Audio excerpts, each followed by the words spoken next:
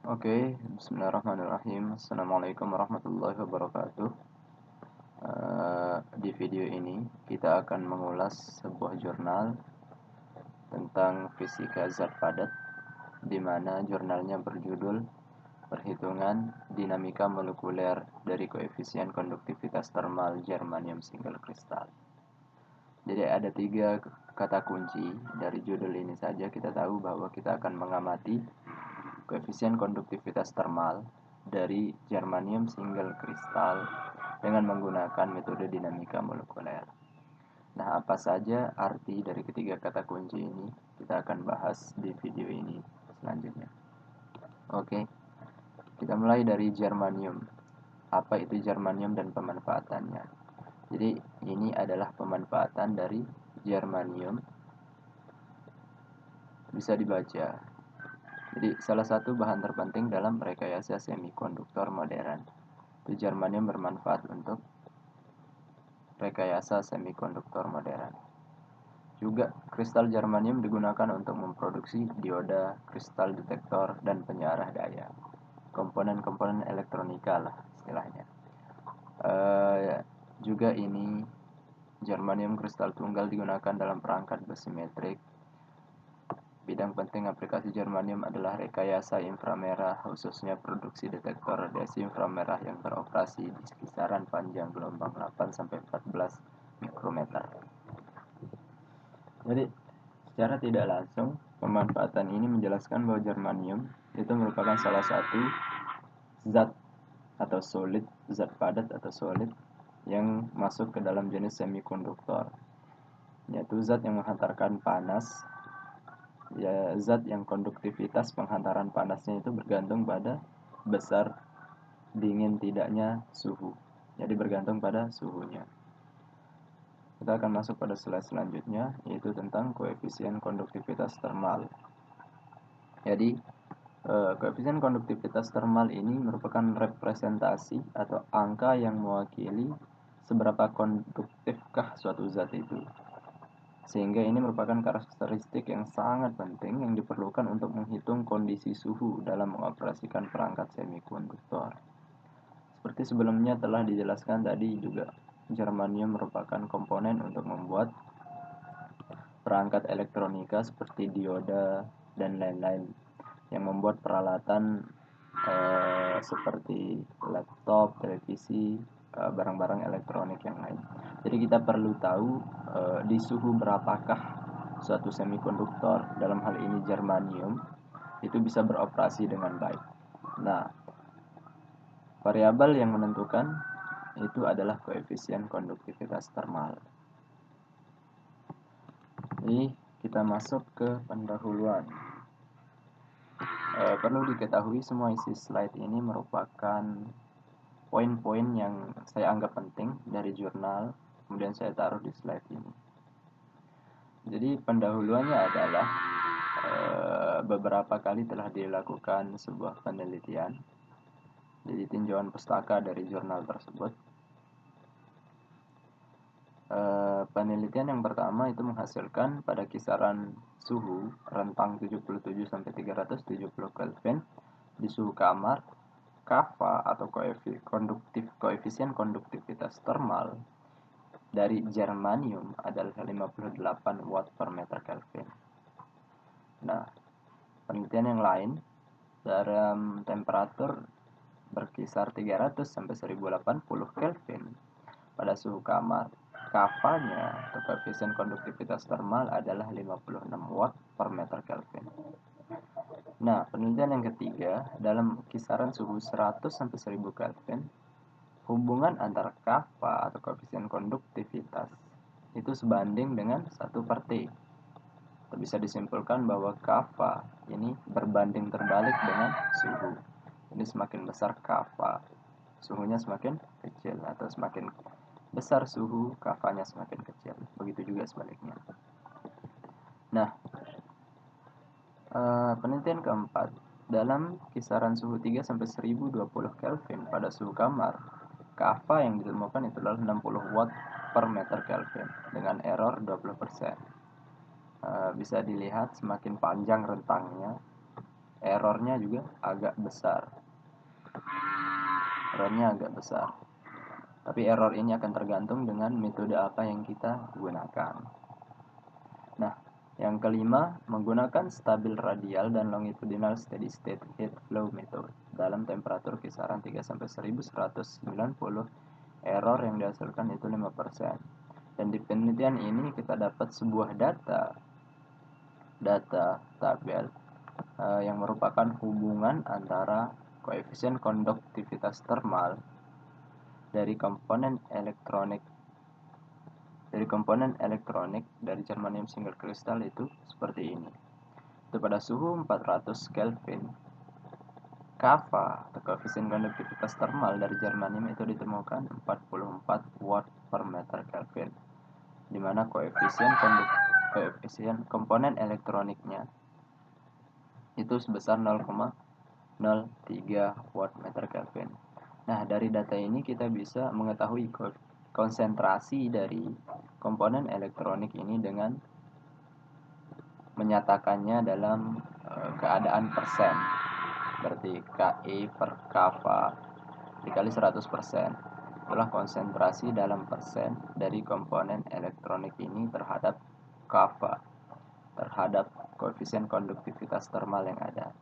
Jadi 0,07% untuk suhu 400 Kelvin. Begitu juga yang seterusnya pada suhu 600 Kelvin semakin besar, 800 Kelvin semakin besar, dan suhu Kelvin persentasenya itu semakin besar. Nah, sekarang kita masuk pada metode dinamika molekuler. Nah, metode ini merupakan metode yang umum digunakan dalam menghitung koefisien konduktivitas suatu zat. Karena metode ini memiliki berbagai macam keuntungan.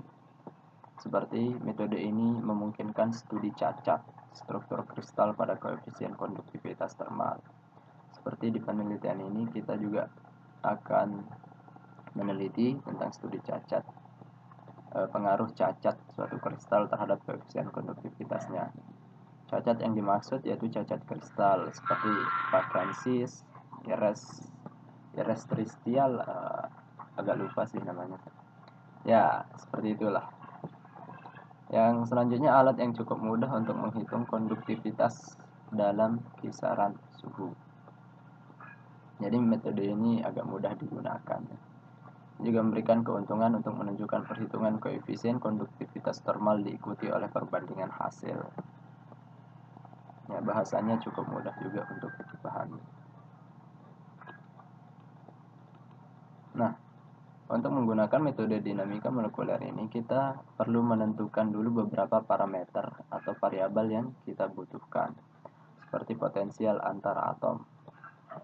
Nah, potensial antar atom yang kita gunakan di sini adalah potensial Stirlinger-Weber, di mana fungsi potensial ini itu bergantung pada jumlah dimensi yang ada.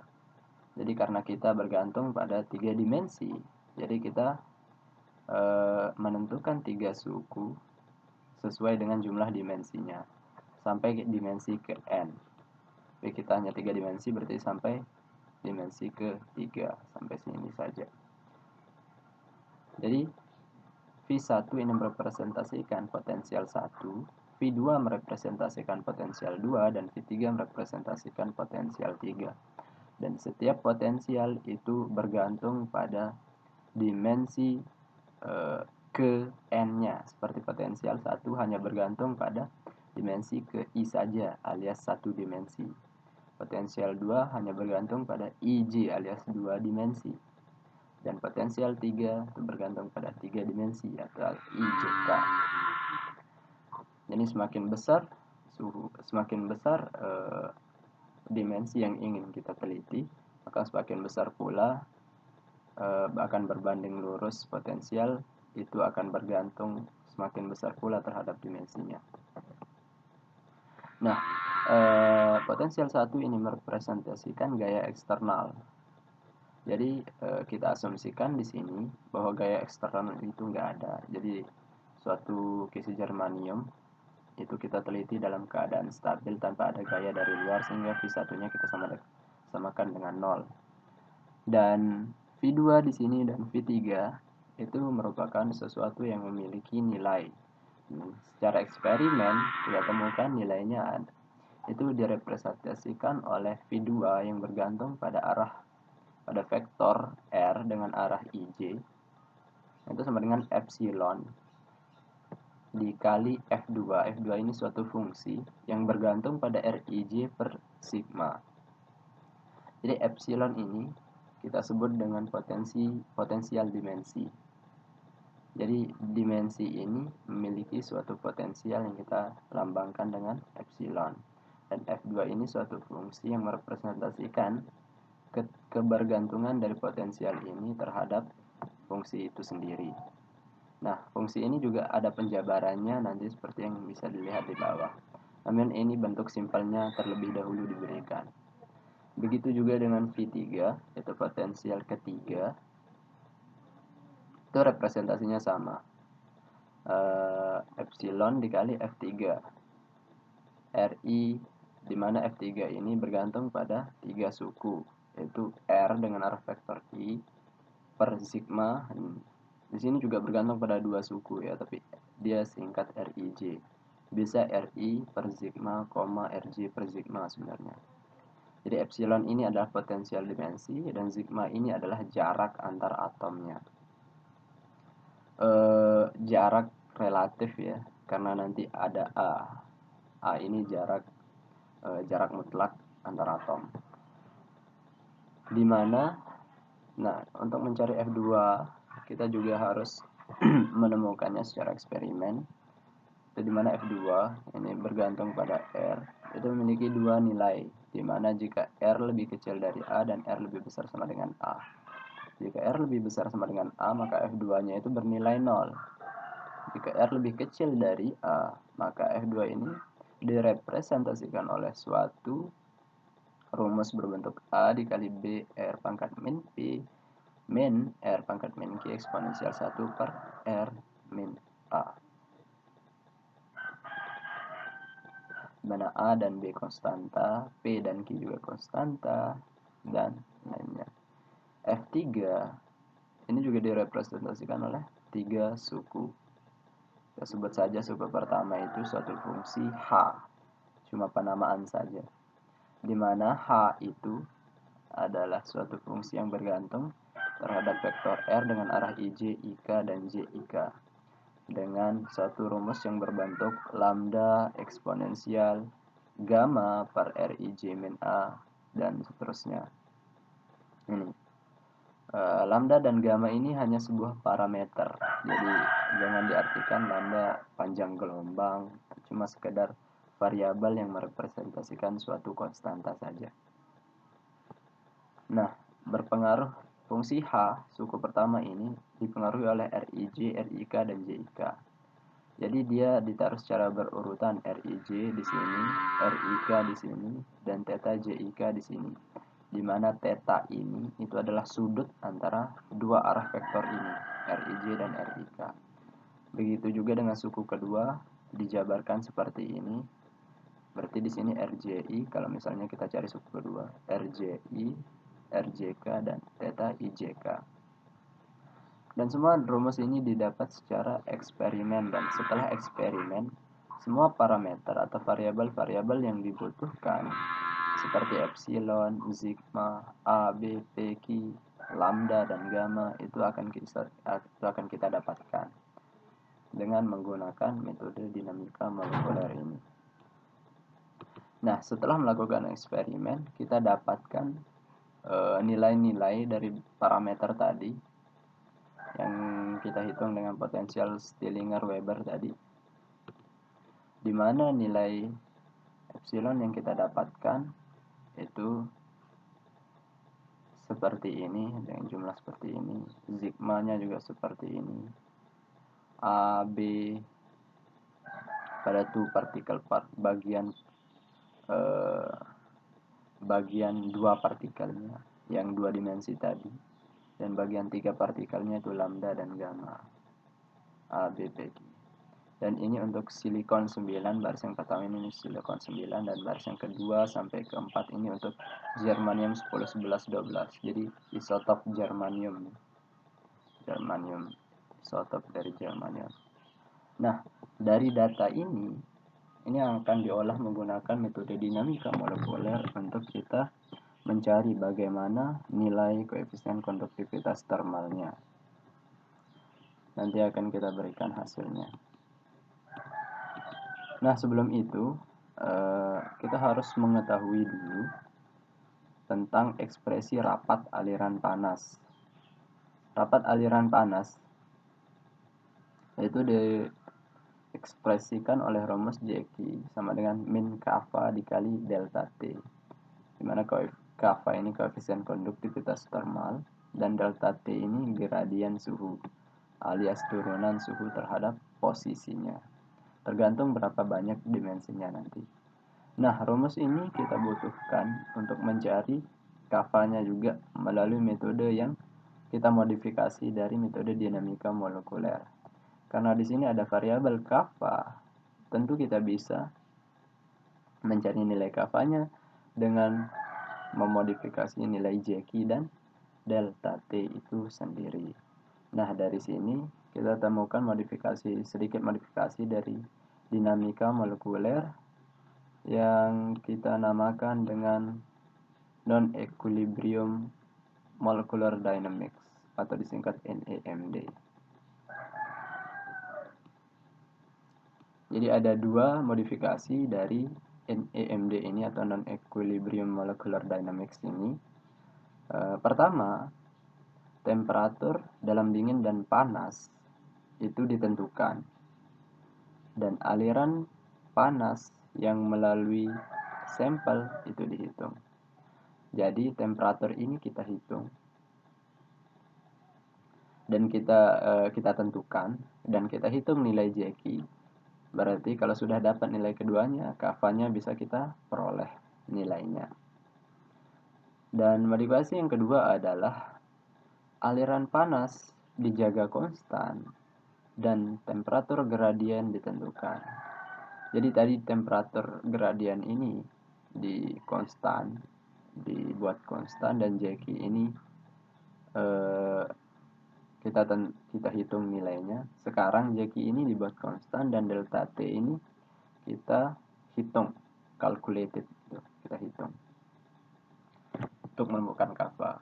Nah, untuk metode di penelitian ini kita akan menggunakan yang kedua, yaitu aliran panas dijaga konstan, itu Jacky dijaga konstan, dan delta T kita tentukan nilainya. Nah, dari hasil itu kita temukan beberapa grafik.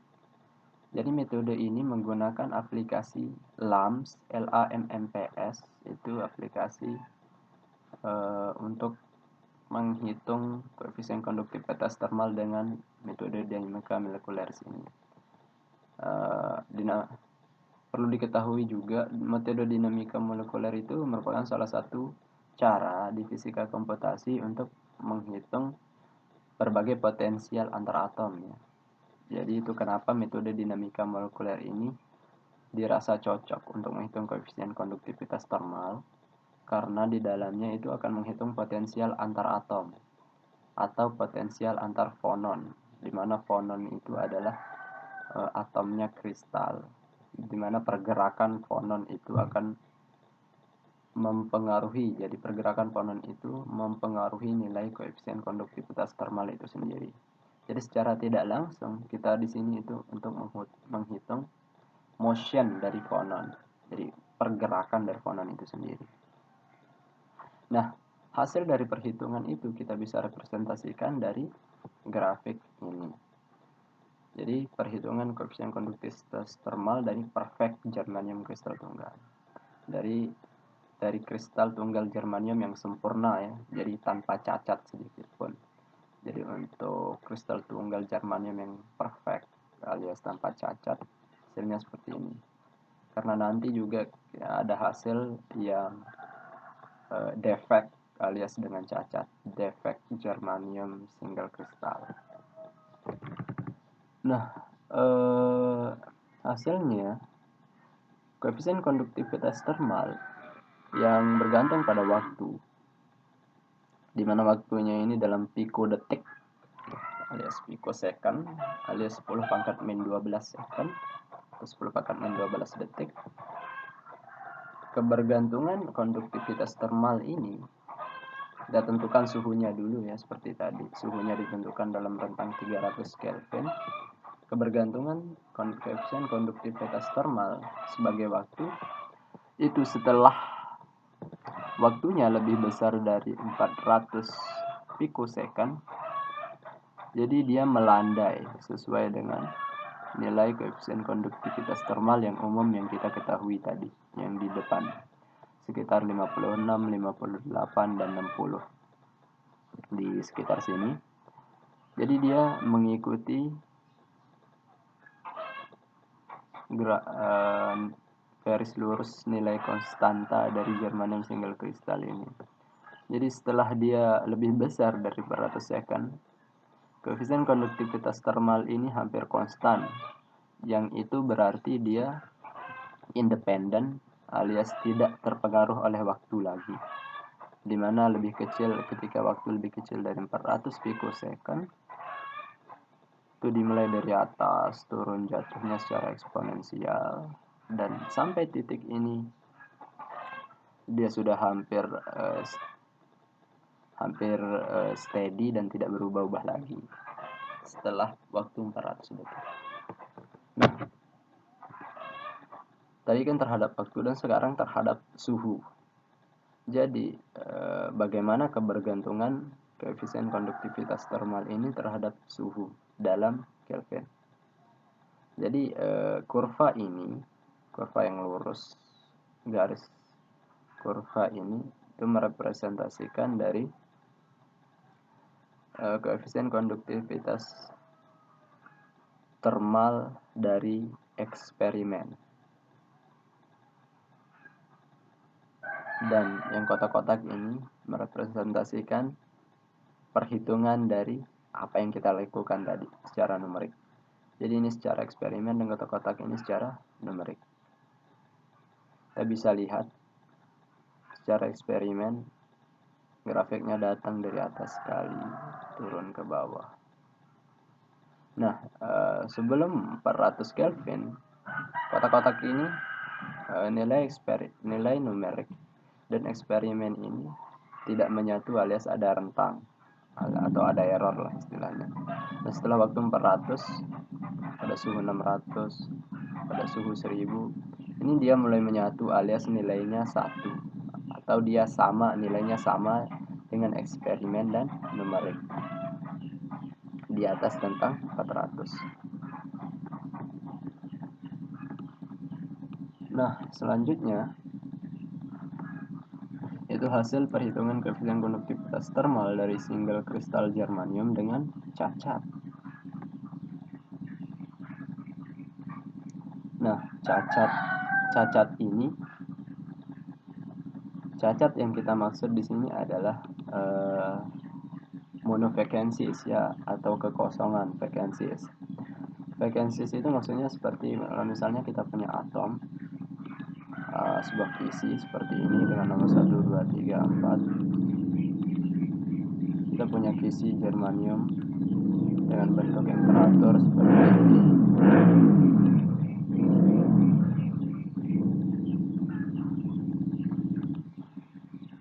Jadi kita hilangkan nomor 7, jadi terdapat kekosongan di sini. Jadi kisi ini termasuk kisi yang cacat secara frekuensis atau monofrekuensis karena ada kekosongan di salah satu bagian kristalnya.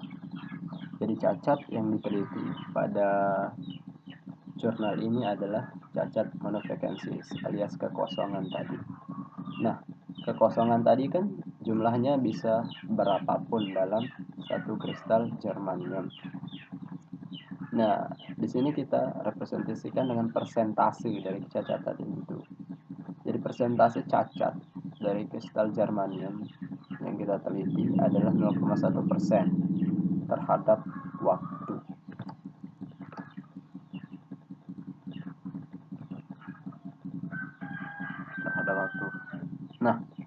dia agak berbeda, di mana suhunya lebih tinggi lagi untuk membutuhkan dia akan menjadi konstan. Dimana tadi kalau tidak cacat dia hanya di atas 400, sekarang lebih tinggi sekitar 500-an. Tidak bisa kita pastikan, tapi bisa kita perkirakan.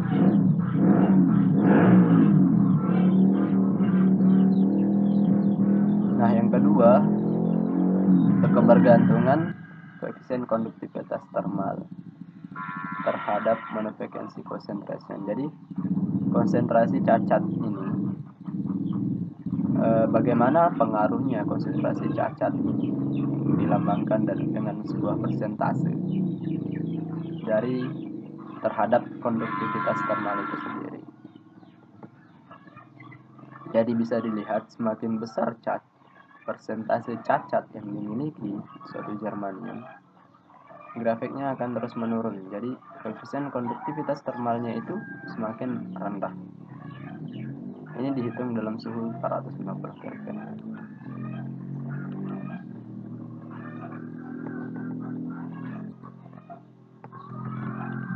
Nah, kebergantungannya terhadap suhu bisa dilihat di sini. Tadi itu terhadap konsentrasi ya, terhadap konsentrasi. Jadi kita lihat satu pada konsentrasi cacat 0,05%, dia tuh agak miring. Pada 0,1%, yang kotak ini secara numerik, yang ini secara eksperimen. Jadi penentuan secara numerik dan eksperimennya di sini itu agak pas. Bukan pas dalam artian sangat presisi, akan tetapi ada error-errornya sedikit. Tapi dia pas gitu, tidak terlalu jauh perbedaannya antara numerik dan eksperimen. Jadi pada 0,05% dia miring. Konsentrasinya semakin naik, dia semakin melandai. Konsentrasinya semakin naik, melandai. Dan pada konsentrasi 0,5% dia semakin rata. Nah, bisa dilihat nilainya pada tabel ini. Pada tabel ini